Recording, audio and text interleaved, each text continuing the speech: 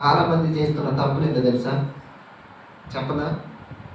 మేము గొప్ప సేవ చేస్తున్నాం అని చెప్పుకోవటం కోసము, 10 మంది మమ్మల్ని పొగడాలని కోసం సేవకులు చేస్తున్న అతి భయంకరమైన పని, తప్పు పని ఏంటో తెలుసా?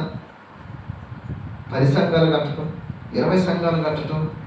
గొప్ప సేవకుడు 50 సంఘాలు కట్టాడు, 20 సంఘాలు కట్టాడు, 40 సంఘాలు కట్టాడు అని చెప్పుకోవటం కోసం, గొప్ప కోసము కడుతున్నారు. కట్టడం మంచిది. ఆ కట్టిన సంఘాలలో నీవు కాపరిగా ఉంటున్నావా? వేరే వాళ్ళు కాపరిగా ఉంటున్నారు.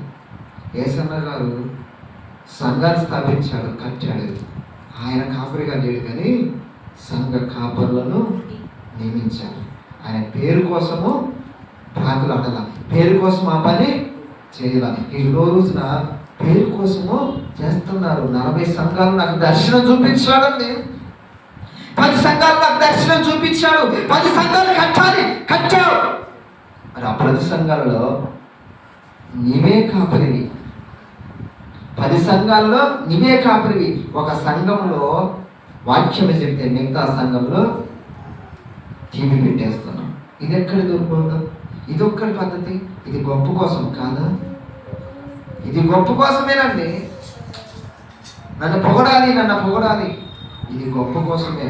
ఆ రోజున నిమ్రోదు చేసిన పని ఈ రోజున సంఘంలో దైవ సేవకులు చేస్తున్నారు. లేరా? 10 సంవత్సరాల నుంచి, 20 సంవత్సరాల నుంచి, 30 సంవత్సరాల నుంచి నేను సేవ చేస్తున్నా.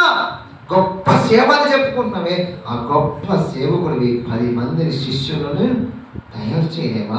10 మంది వాక్యం చెప్పే వాక్య బోధకులను నువ్వు తయారు చేయలేవా?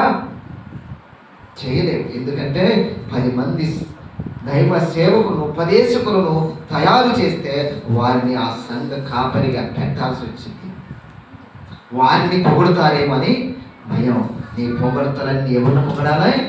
ఈయనని పొగడాలి. ఏదో రోజున మనము పోతాము కాటికి, ఏదో ఒక రోజున పోతాం మనము భూమిలోనికి, ఏదో ఒక రోజున ఈ భూమిని విడిచి పోతాం. కానీ అక్కడ మన పేరు చెప్పుకోవాలని గొప్ప సేవ చేశాడంటే 10 మందిని నిలబెట్టాడు. 10 సంఘాలు కట్టడం గొప్ప కాదమ్మా. ఆ 10 సంఘాలలో 10 మంది కాపరులను నిలబెట్టడమే గొప్ప పని. హల్లెలూయా. మరి నీవు చేసే పని గొప్ప కోసం, నీ గొప్ప కోసం చేయకూడదు.